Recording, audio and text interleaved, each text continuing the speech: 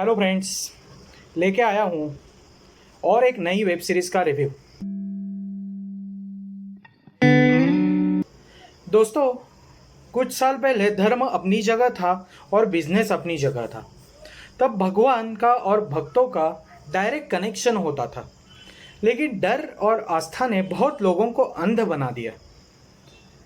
मान लो कि लोगों की श्रद्धा को अंध करने का प्रोपोगंडा चलाया गया और कुछ लोगों ने इसी कमजोरी का फायदा लेते हुए भगवान का अवतार खुद को बताना चालू कर दिया, जैसे कि वो मीडिएटर है और भगवान के साथ उनका ही कनेक्शन है, ऐसा कुछ करना चालू कर दिया।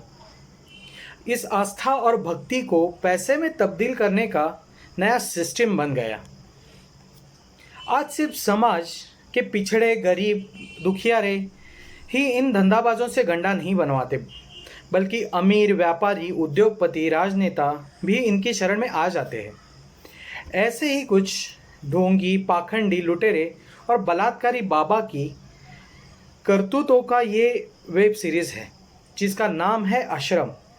हालांकि मेरा ये बिल्कुल मानना नहीं है कि सब के सब बाबा ऐसे ही है और सब के सब पाखंडी है, बिल्कुल मैं ये नहीं कहता। लेकिन कुछ सालों से ये घटनाएं, ये वारदात होती रहती है और अपने को सुर्खियों में या अखबारों में पढ़ने को मिलता है।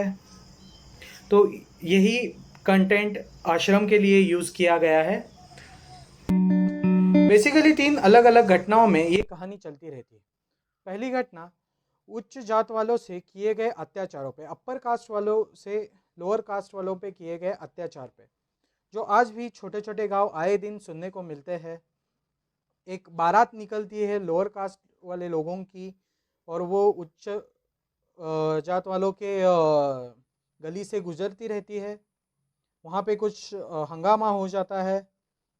दूसरी घटना है कि प्राइवेट कंपनी को फॉरेस्ट की लैंड पर कब्जा किया है और वहाँ पे वो एक्सकैवेशन का काम चालू कर दिया है उन्होंने, और फिर वहाँ पे एक कंकाल मिल जाता है, एक लाश मिल जाती है, और वो कंकाल या वो उसका खूनी कौन है उसकी तलाश, ये एक दूसरी घटना है। और तीसरी घटना, राज्य में कुछ इलेक्शंस आने वाले होते हैं जिसमें सत्ताधारी और विरोधी पक्ष दोनों को जनाधार की ज़रूरत है, और वो जनाधार पाने के लिए उनको एक ऐसे आदमी की ज़रूरत है जिसके पीछे जनाधार है, जिसको लोग बहुत मानते हैं। ये तीसरी घटना है। और इन सब तीनों घटनाओं के केंद्र बिंदु है बाबा निराला, जो कि ये कहानी के मुख्य किरदार है, क्योंकि हर घटना इसी आदमी से जुड़ी है। कभी मसीहा बन के तो कभी गुनहगार बन के ये आदमी दिखने को मिलता है। ये कहानी है काशीपुर वाले बाबा की, गरीबों के बाबा की, नसीब वालों के बाबा की, या कहानी है महास्वरूप बाबा निराला सिंह की, जिसका किरदार बॉबी देओल ने बखूबी निभाया है। बॉबी देओल ने ओटीटी प्लेटफॉर्म पे धमाकेदार एंट्री किया है, ऐसे हम यहाँ पे बोल सकते हैं। ये एटलीस्ट बाबा निराला का किरदार लोगों की ध्यान में रहेगा, याद में लंबे अरसे तक रहेगा, ऐसे हम बोल सकते हैं। निर्माता दिग्दर्शक प्रकाश झा, इनको तो हम सब जानते हैं। इनका गंगा जल हो या राजनीति हो या आरक्षण हो या सत्याग्रह हो, शायद ये आपको याद आ रहा होगा, मूवी आपने देखा भी होगा, जिनमें पॉलिटिक्स और पॉलिटिशियन में दिखाने का एक अलग अलग तरीका आजमाया गया है, जिसमें भव्यता भी होती है, सामाजिक मुद्दों को दिखाने की खासियत भी होती है। और ये आश्रम में भी प्रकाश झा ने बखूबी निभाया है, बखूबी चित्रीकरण यहाँ पे हुआ है। प्रकाश झा ने आश्रम के बारे में मुलाकात में बताया था कि इसका शूटिंग केवल 2 महीने में पूरा किया गया था। आप समझ सकते हैं कि ये 2 महीने में अगर ये वेब सीरीज बनाई गई होगी तो क्या क्रिएटिविटी लेवल यहाँ पे होगी प्रकाश झा की। ये आश्रम में किरदार तो बहुत सारे हैं, जिसमें आदिति पोहनकर है, अनुप्रिया गोयंका है, चंदन रॉय सन्याल है, अध्ययन सुमन है, दर्शन कुमार है। ये सब लोग आपको प्रोमिनेंट रोल में यहाँ पे दिखेंगे।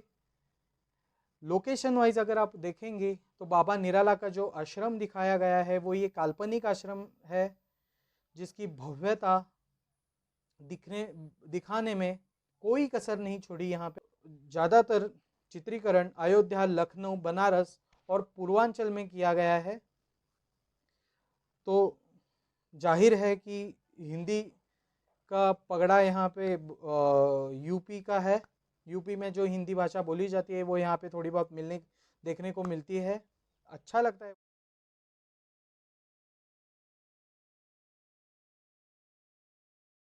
हालांकि ये सीरीज़ यहाँ पे कंक्लूड हुआ नहीं है और अगले सीज़न का ट्रेलर भी यहाँ पे आपको MX प्लेयर पे अवेलेबल है, वो आप देख सकते हैं। लास्ट एपिसोड जो है 9वां एपिसोड, उसमें आपको अगले एपिसोड में क्या होने वाला है वो आपको देखने को मिलेगा। लेकिन ये आपको तब समझ में आएगा जब आप 9 के 9 एपिसोड, जो 40-45 मिनट के ही है, जो 9 के 9 आप एपिसोड देखेंगे तो ही आपको दूसरे एपिसोड में क्या होने वाला है वो समझ में आएगा। ये अनुरोध है कि तब तक आप MX प्लेयर पे फर्स्ट सीजन के 9 एपिसोड देख लीजिए, ताकि आपको आगे की कहानी में दिलचस्पी रहेगी। आश्रम के रेटिंग की बात करते हैं तो IMDb ने इनको 10 में से 8 पॉइंट दिए हैं। NDTV.com ने इनको 5 में से 3 पॉइंट दिए हैं। सिनेस्तान ने 5 में से 2 पॉइंट दिए हैं। आपको भी ये वेब रिव्यू पसंद आया होगा तो मेरे चैनल को कलांगन को सब्सक्राइब, शेयर, लाइक करना मत भूलिएगा। आपको और भी ऐसे अलग अलग वेब सीरीज़ के रिव्यू लेके आने वाला हूँ। आपको कैसा लगा रिव्यू? कुछ उसमें चेंजेस चाहिए या कुछ सुझाव देना चाहते हैं तो आपकी राय कमेंट में लिख दीजिए, ताकि मुझे और प्रोत्साहन मिल जाएगा और मैं चेंजेस कर पाऊँगा।